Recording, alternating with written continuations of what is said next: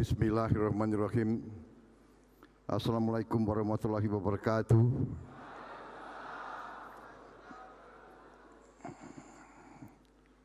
Selamat malam, salam sejahtera bagi kita sekalian. Shalom, salve, om swastiastu, nama budaya, salam kebajikan.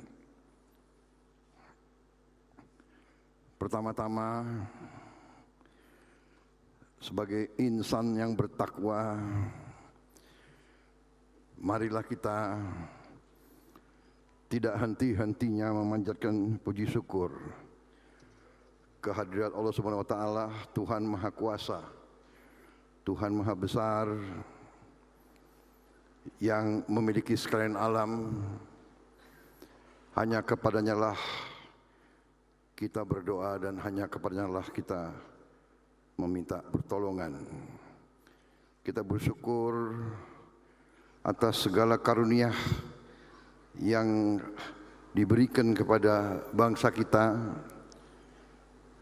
dan kepada kita semuanya, sehingga kita dapat berkumpul di tempat yang mulia ini untuk bersama-sama memperingati hari ulang tahun ke-27 Partai Kebangkitan Bangsa.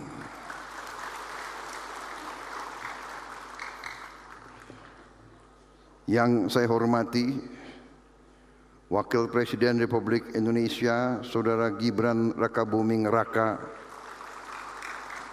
yang saya hormati dan saya muliakan Wakil Presiden ke-13 Republik Indonesia sekaligus Ketua Dewan Syuro Partai Kebangkitan Bangsa Bapak Kiai Haji Profesor Dr. Ma'ruf Amin.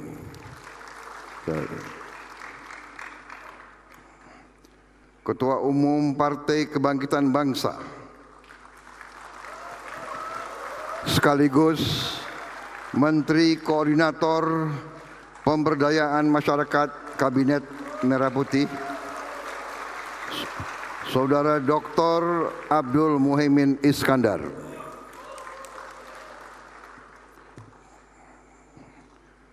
Ketua Dewan Pembina Perempuan Bangsa PKB Hajah Rustini Muhaimin Iskandar.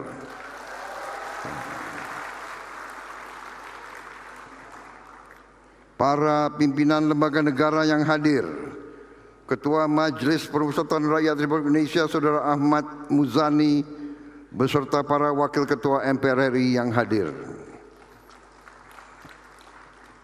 Ketua Dewan Perwakilan Rakyat Republik Indonesia Saudari Puan Maharani beserta para Wakil Ketua DPR RI, Ketua Dewan Perwakilan Daerah Republik Indonesia Saudara Sultan Najamuddin beserta para Wakil Ketua DPD RI, para pimpinan partai politik yang hadir, Ketua Umum Partai Golongan Karya Saudara Bahlil Lahadalia,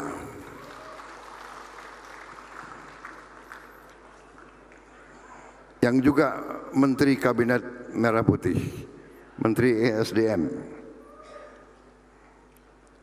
Ketua Umum Partai Amanat Nasional Saudara Zulkifli Hasan, yang juga Menteri Koordinator Bidang Pangan, Ketua Umum Partai Demokrat Saudara Agus Harimurti Yudhoyono,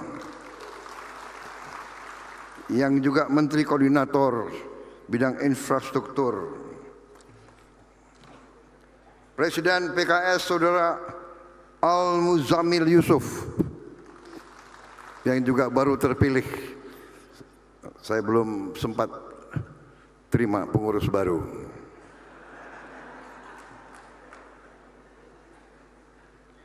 PLT Ketua Umum PPP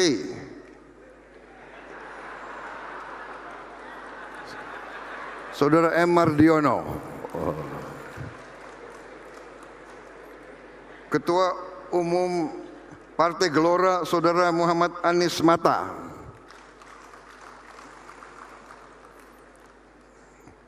yang juga Wakil Menteri Luar Negeri Ketua Umum Partai Solidaritas Indonesia, Saudara Kaisang Pangarep.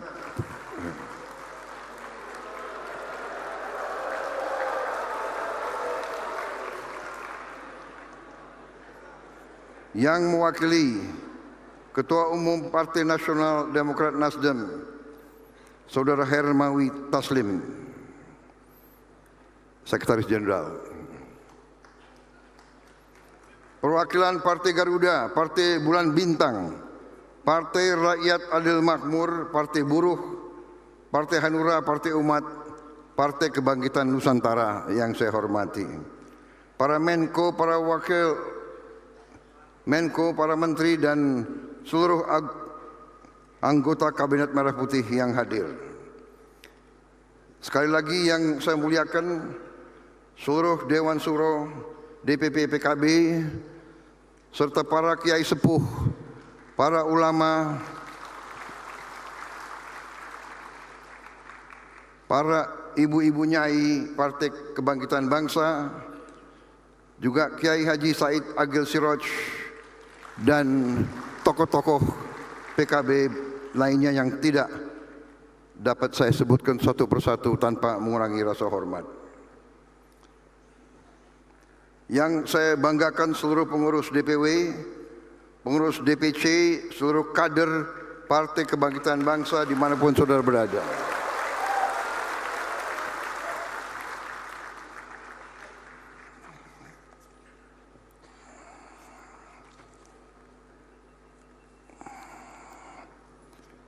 Tentunya saya ingin menyampaikan terima kasih atas undangan yang telah diberikan kepada saya. Ini sungguh suatu kehormatan bagi saya untuk hadir dalam acara ini. Saya nyaman di tengah PKB.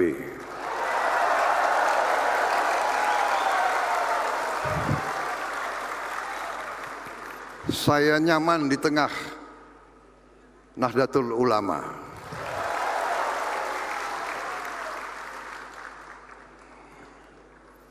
Saya merasa dekat dengan tokoh-tokoh NU dan PKB. Saya dulu merasa sangat dekat dengan Gus Dur. Di saat-saat genting, saat-saat krisis besar bangsa Indonesia, NU selalu tampil sebagai penyelamat dan sebagai stabilisator.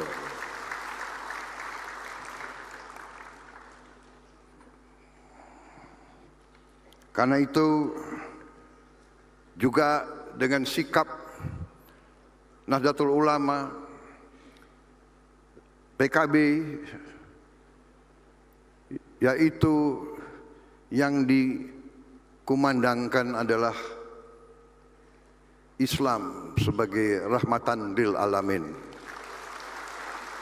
Islam yang moderat, Islam yang sejuk, Islam yang mendamaikan,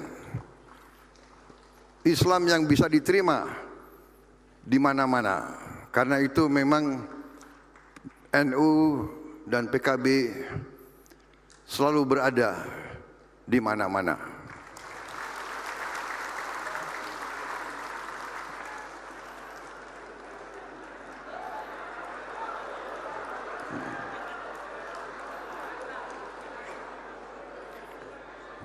Saudara-saudara sekalian, terima kasih. Saya sangat terkesan dengan tadi sambutan dari Profesor Ma'ruf Amin. Sangat terkesan, singkat, tidak panjang, ya.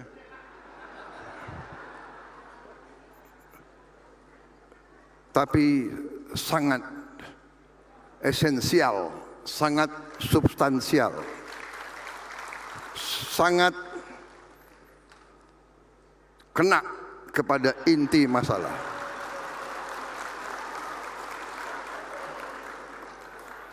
Saya terus terang saja, sekian puluh tahun ini jarang mendengar tokoh politik, tokoh masyarakat, bahkan pakar ekonomi sekalipun jarang saya dengar pasal 33 Undang-Undang Dasar 45. Seolah-olah pasal 33 itu tidak pernah ada dalam Undang-Undang Dasar 45. Dan kalau kita dengar proses amandemen terhadap naskah Undang-Undang Dasar 1945 yang asli, proses amandemen itu yang ingin dirubah antara lain, ingin dihilangkan antara lain adalah pasal 33. Pasal 33 itu yang ingin dihilangkan. Kita bersyukur tidak dihilangkan, dan terima kasih PKB.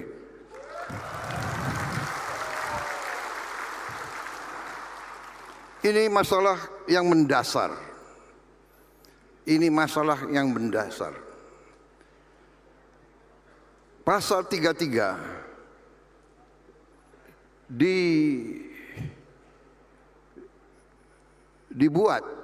dimasukkan ke dalam Undang-Undang Dasar 45 itu oleh pendiri-pendiri bangsa kita. Waktu menyusun Undang-Undang Dasar, para pendiri-pendiri di mana di situ hadir tokoh-tokoh dari semua golongan nasionalis, golongan agama, semua. Mereka angkatan, mereka generasi yang pernah mengalami penjajahan. Mereka mengalami hidup di bawah kolonialisme, di bawah imperialisme.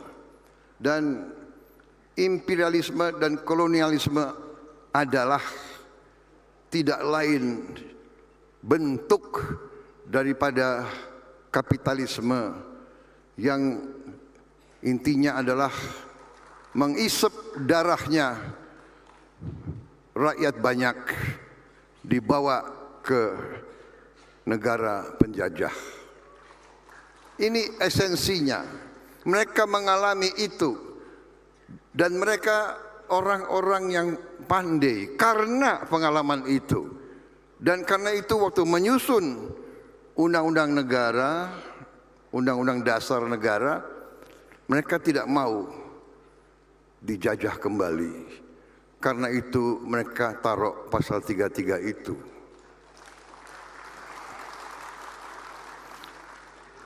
Pasal 33 kalau kita simak, ya,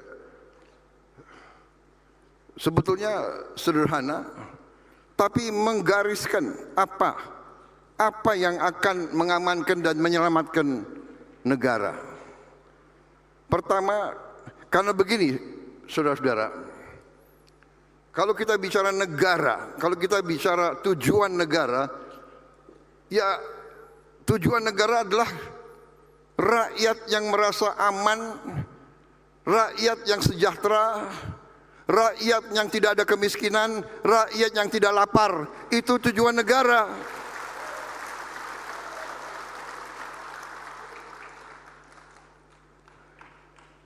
Demokrasi penting. Demokrasi yang formal, demokrasi yang normatif, tapi rakyat tidak punya rumah yang baik, rakyat yang lapar, anak-anak yang stunting, mereka yang tidak bisa cari pekerjaan, ini bukan tujuan bernegara bagi saya dan bagi semua orang yang waras.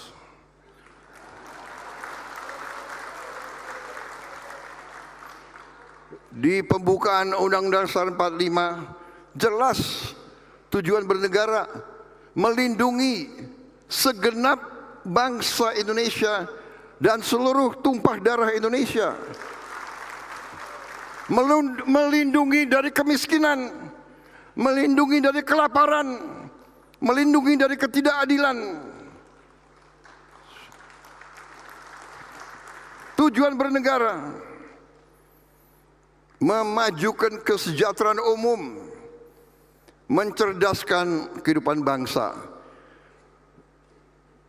dan melaksanakan ketertiban dunia yang berdasarkan kemerdekaan, perdamaian abadi, dan keadilan sosial.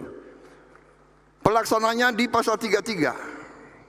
Ini tujuan nasional, ini pasal 33. 1. Ayat 1. Perekonomian disusun sebagai usaha bersama berdasar atas asas kekeluargaan.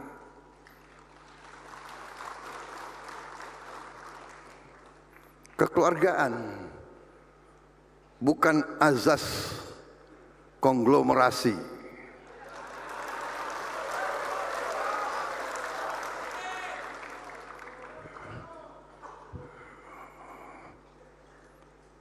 Azas keluarga, azas kekeluargaan.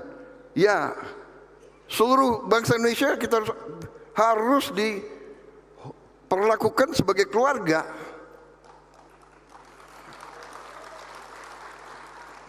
Ini bertentangan dengan beberapa mazhab ekonomi, terutama mazhab ekonomi neoliberal. Karena di mazhab neolib ini, menurut mereka nggak apa-apa kalau yang segelintir orang tambah kaya, nggak apa-apa. Biar segelintir orang tambah kaya. Menurut teori itu, lama-lama kekayaan itu akan menetes ke bawah. Tapi kenyataannya menetesnya lama banget. Menetesnya 200 tahun, udah mati kita semua itu. Jadi itu gak benar. Nggak benar, tidak akan netes ke bawah. Bagaimana saudara merasa menetes ke bawah? Setetes pun enggak ya? Saudara-saudara, jadi kita diakal-akalin. Jadi saya terima kasih Pak Kiai. Hari ini sebetulnya saya nggak mau pidato panjang-panjang. Bener, saya hari ini sudah berapa kali pidato. Pagi ini pelantikan perwira, habis itu ketemu pengusaha-pengusaha asing, kemudian launching logo, sebelumnya ketemu pimpinan MPR RI, malam undangan PKB lagi. Aduh.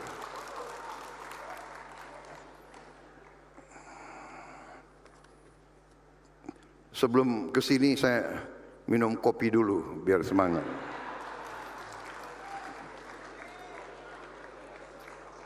Ini staf saya nggak bener ini,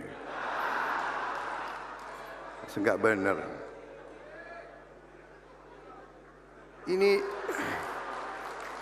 Ini cangkir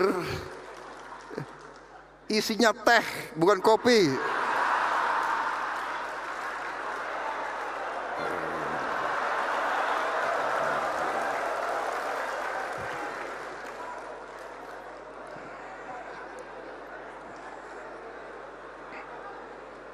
Kopi itu senjata rahasia saya. Kalau saya minum kopi, saya jadi pinter. Wah, brengsek.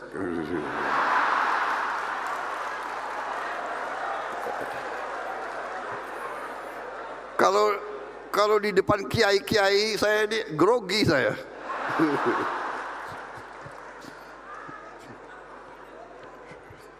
Saudara-saudara, pasal 33 ini senjata pamungkas.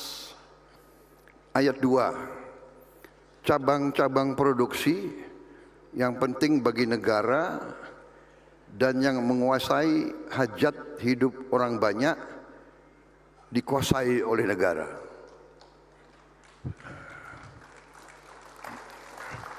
Cabang-cabang produksi yang penting bagi negara dan yang menguasai hajat hidup orang banyak dikuasai oleh negara.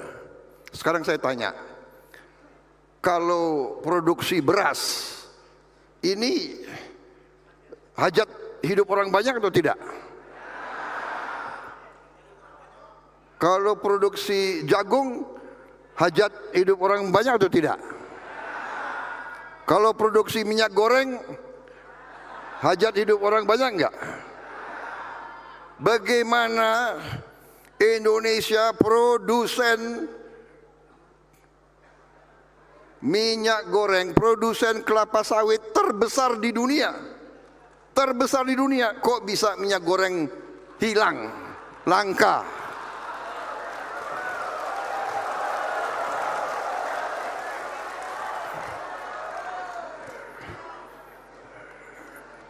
Jadi saudara-saudara, ini saya sampai cari-cari mazhab bisnis apa, mazhab ekonomi apa ini. Produsen kelapa sawit terbesar di dunia, tapi di negara sendiri minyak goreng hilang. Ini adalah menurut saya kurang ajar.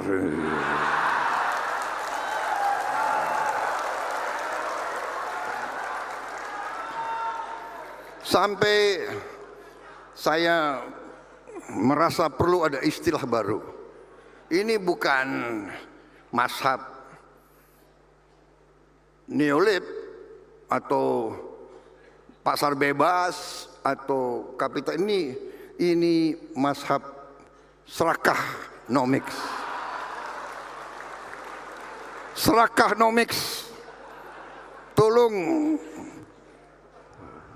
kawan-kawan kita yang di universitas itu, yang pinter-pinter, tolong buka bidang studi serakah nomics. Saudara-saudara, saya merasa hari ini besar hati. PKB,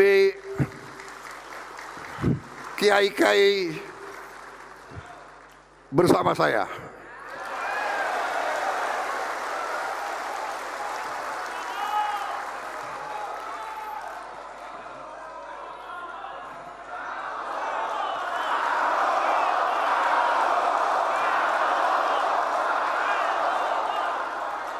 Karena mereka penghanut mazhab serakanomics, ini bandel-bandel. Ada wartawan nggak boleh ngomong. Presiden harus bicara sopan-sopan. Tapi karena PKB dan NU ya arus bawah, ya kan? Benar nggak?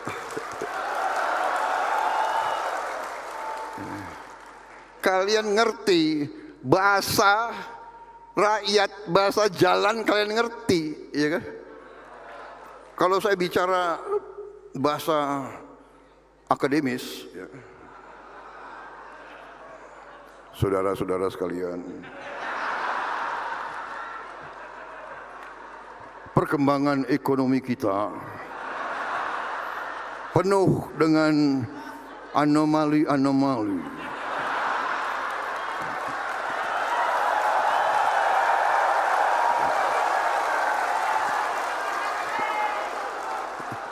Kalian ngerti nggak?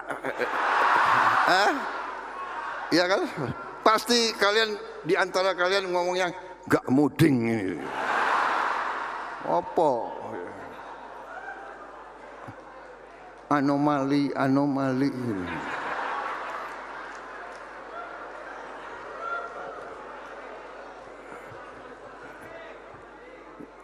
Nyuri gitu loh. Nggarong, kalian ngerti kan? Ngerampok.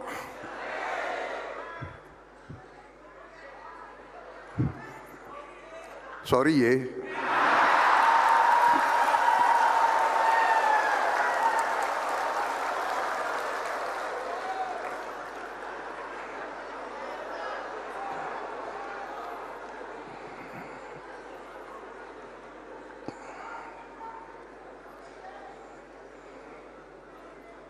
Saya suka dengan filosofi NU. NU tidak kemana-mana, tapi NU ada di mana-mana.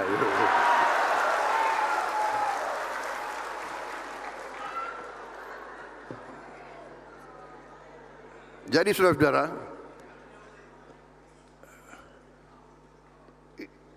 sama dengan beras. Bayangkan ya, beras kita subsidi benih, kita subsidi pupuk. Pabrik pupuk milik rakyat, milik negara. Pestisida disubsidi. Waduk-waduk dibangun oleh uang rakyat. Ya, irigasi dibangun oleh uang rakyat. Beras, alat-alatnya pakai bahan bakar disubsidi oleh rakyat. Begitu sudah digiling jadi beras, ya, itu paket diganti. Beras yang disubsidi ini yang ditempel katanya beras premium, harganya tambah 5.000, 6.000. Ini menurut saudara benar atau tidak?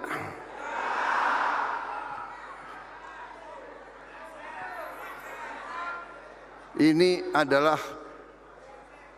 pidana.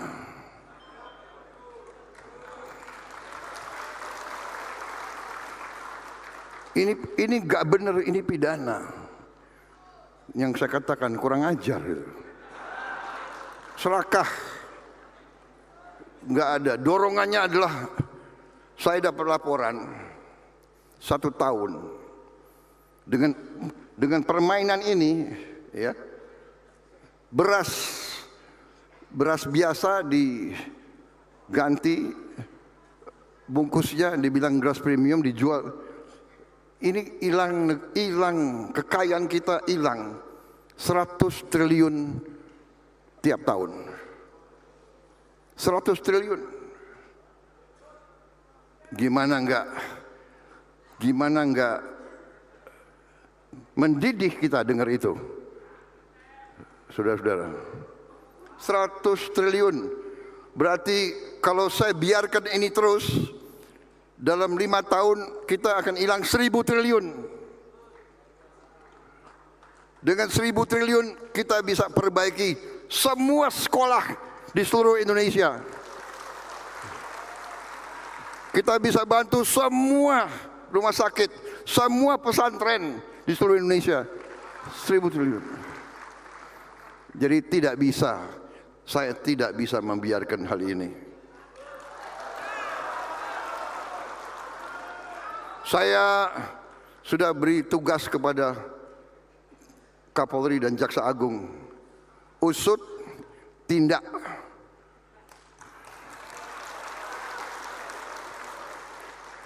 Usut, tindak, sita. Karena Undang-Undang Dasar 45 pasal 33.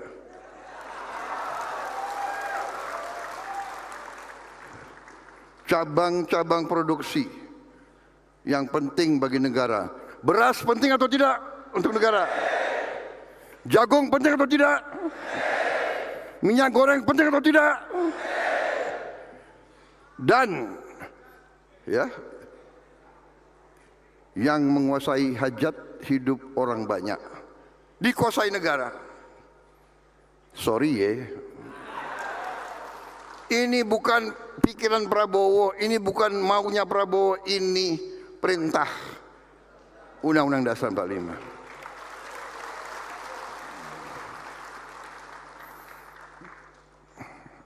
Ayat 3. Bumi, tadi PKB lambang bumi.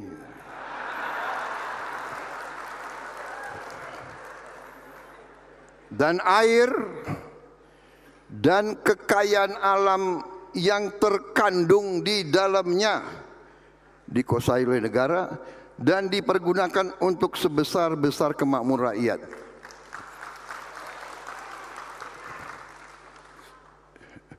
Ini tidak perlu ditafsir lagi ya, ini jelas. Jelas. Jadi terima kasih PKB hari ini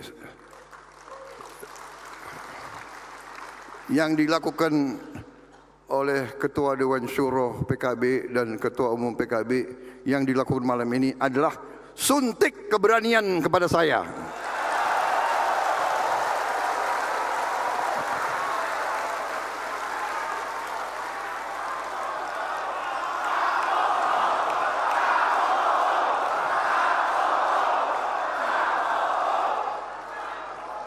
Yang tadinya saya sebetulnya udah capek, Gus. Aku, waduh, PKB ya, malam ini PKB. Yang benar, ya, aku harus kasih pidato.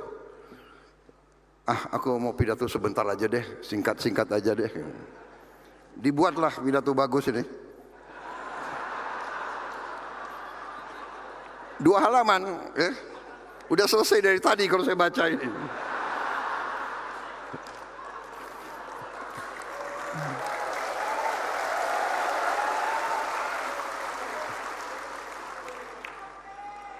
Tapi karena melihat kalian-kalian ini ya terpaksalah saya. Apalagi udah disuntik keberanian itu ya.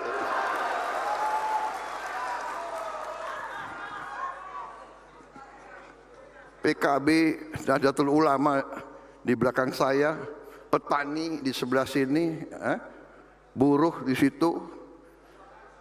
Kok gentar kita? Kok gentar gitu? Saya sebetulnya mau baik-baik aja, udahlah.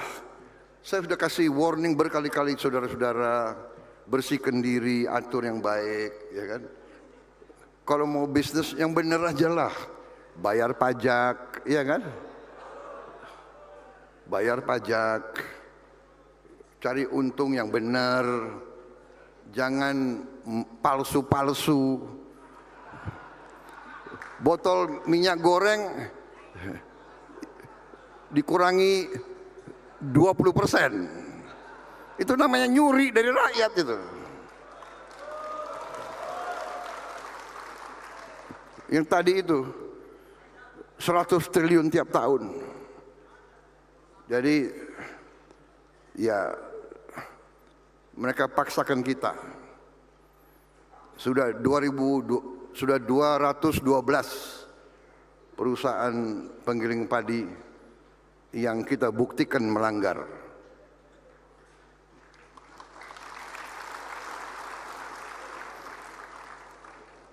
Ini mereka sendiri sudah mengakui karena dibawa ke laboratorium diperiksa. Ya ini mereka harus kembalikan uang yang mereka nikmati dengan tidak benar. Kalau bisa kembalikan 100 triliun ya kita mungkin bisa sedikit meringankan. Saudara-saudara,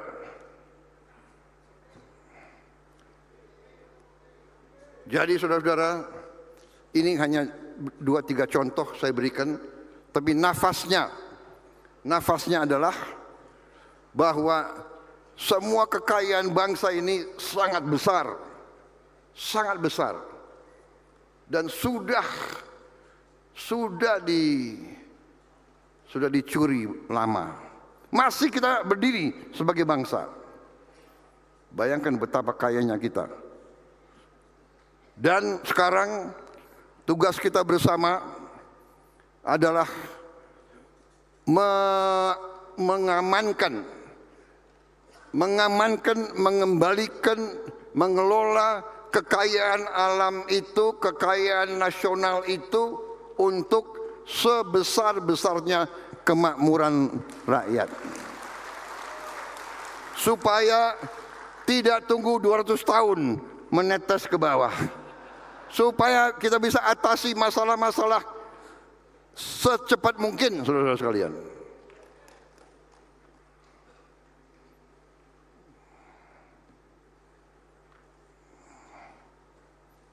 Saudara-saudara, saya kemarin dari Solo ke Klaten. Dari Solo ke Klaten, di pinggir jalan anak-anak sekolah,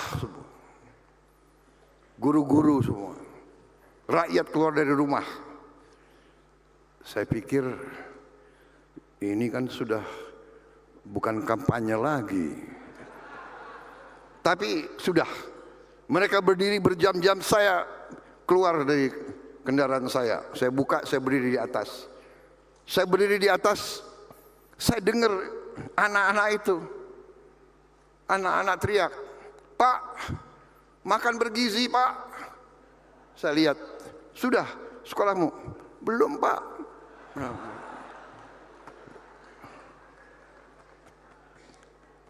Tersentak hati saya. Tersentak hati saya. Kemarin saya dapat laporan baru, 6,7 juta penerima manfaat. 6,7. Makan bergizi. Saya bilang, "Sabar." Saya teriak kembali, "Sabar, sabar." Saya telepon staf saya, bagaimana bisa dipercepat? Rencananya akhir Agustus baru kita akan mencapai 20 juta penerima manfaat. Akhir Agustus rencananya. Tapi saya minta, bagaimana caranya, pikirkan bagaimana kita bisa mempercepat. Mereka laporkan, "Pak, ternyata kita mungkin bisa mempercepat." Dan inilah yang saya titip sama staf-staf saya, kepala badan dan semuanya. Anak-anak itu sangat mengharapkan.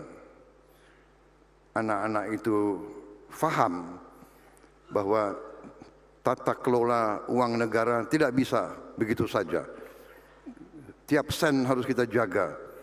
Berarti harus dilatih pengurus-pengurus dapur, harus disiapkan, mereka harus ditatar, mereka harus mengerti cara mengelola uang, dan itu butuh waktu. Tapi mereka lapor ke saya, "Pak, ini bisa dipercepat, kemungkinan besar kita bisa mencapai angka 20 juta itu, insya Allah sebelum 17 Agustus. Dan sesudah itu akan naik terus, dan kita berdoa, kita berharap bulan Desember tahun ini akan mencapai 82 juta, 9 penerima manfaat. Ini menjadi sesuatu yang diperhatikan oleh bangsa-bangsa lain. Waktu saya keluar negeri, banyak pemimpin bertanya, dan bahkan banyak yang mengirim tim ke Indonesia belajar bagaimana kita mencapai hal ini? Karena saya diberitahu oleh mantan Presiden Brazil, mereka mencapai 40 juta anak penerima manfaat. Menurut mantan Presiden itu membutuhkan waktu 11 tahun.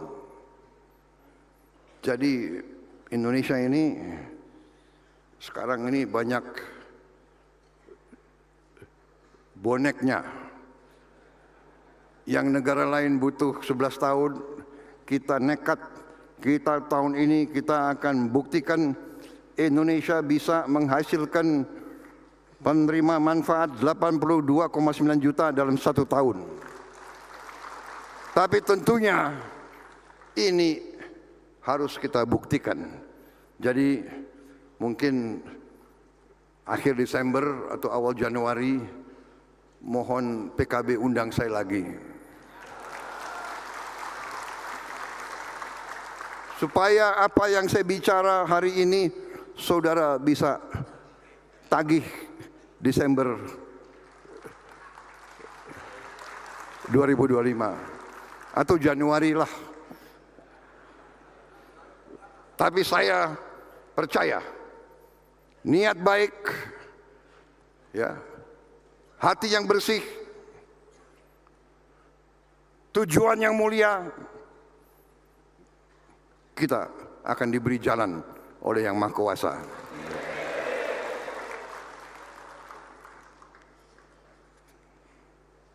Dan upaya-upaya lain. Intinya saudara-saudara, saya melihat dengan saya pelajari data-data, angka-angka sangat-sangat memberi harapan. Jadi Ketua Dewan Syuro, Ketua Umum PKB, terima kasih. Saya di sini benar-benar yakin bahwa masa depan Indonesia cerah, baik. Tapi memang tadi disinggung, kuncinya adalah kita harus rukun. Kita harus kerjasama. Kita harus menegakkan dan menjalankan apa yang menjadi jiwa dan nafas NU dan PKB, menjalankan rahmatan lil alamin, berbakti, bermanfaat untuk semua. Ini kuncinya. Saudara-saudara, politik kita harus demikian. Politik kita pun harus rahmatan lil alamin. Partai-partai kita bersaing. Kalau nanti pemilu, pilkada, ya kan, pilpres, bersaing, tidak ada masalah.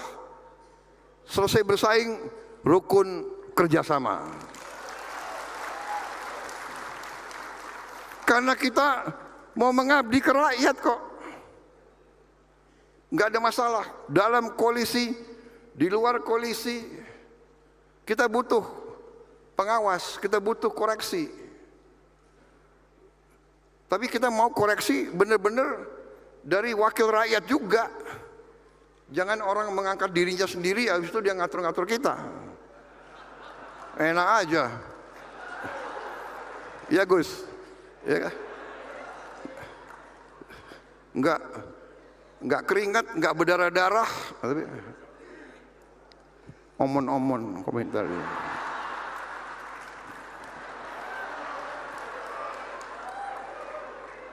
Tapi sudah jangan banyak wartawan. Cukup ya? Hah? Cukup. Oh, honornya kurang banyak tadi.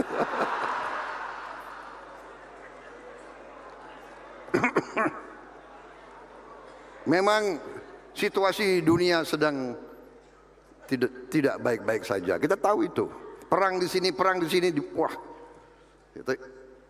Tapi Indonesia memang berusaha menjaga kita non-blok, kita hormati semua, ya, kita baik.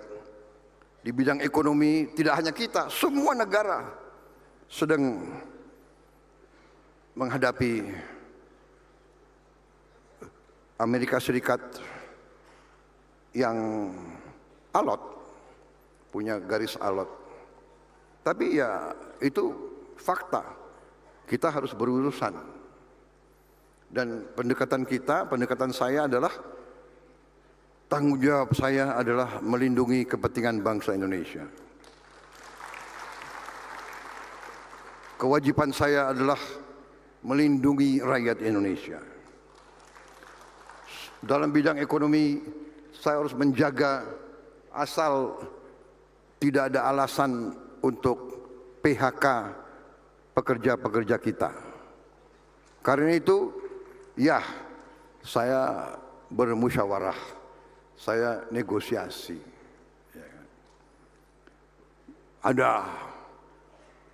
Selalu ada yang nyinyir. Jadi ini gimana ya? Kita perlu kritik, kita perlu pengawasan. Tapi kalau nyinyir agak lain ya. Nyinyir itu, nyinyir.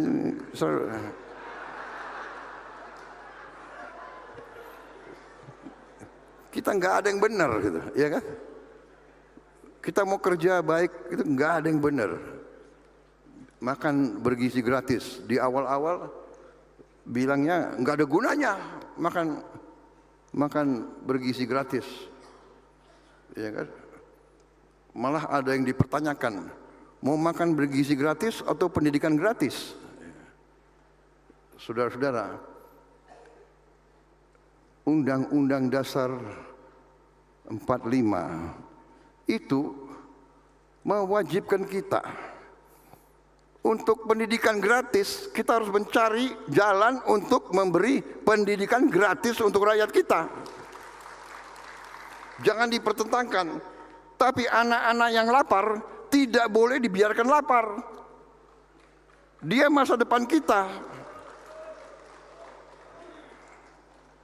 Jadi saudara, percayalah, Indonesia akan bangkit. Indonesia akan berhasil. Percayalah, presidenmu yang telah kau pilih akan bekerja sekeras-kerasnya untuk kepentingan seluruh rakyat Indonesia, bukan kepentingan segelintir orang, untuk kepentingan seluruh rakyat Indonesia. Dan benar, saya telah bersumpah kepada diri saya rela, jiwa raga saya berikan untuk rakyat Indonesia.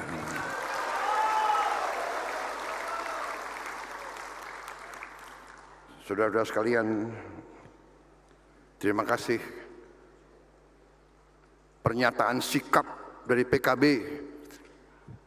PKB jelas warnanya sekarang.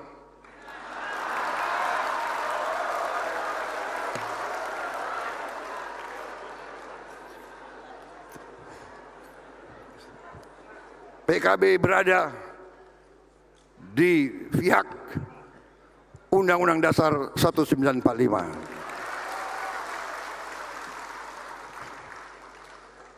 Saya yakin semua ketua umum partai di sini, saya yakin tergerak oleh fatwanya Ketua Dewan Syuro PKB.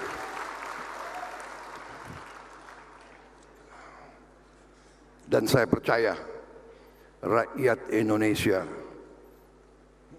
tidak bisa dibohongi lagi.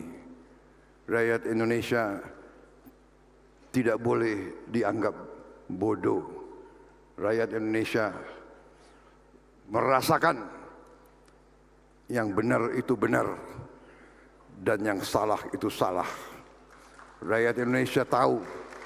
Rakyat Indonesia tahu siapa yang berada di jalan yang benar, siapa yang berada di jalan keadilan, kebenaran, kejujuran.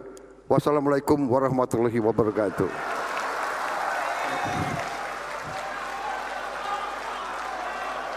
Semoga PKB jaya selalu.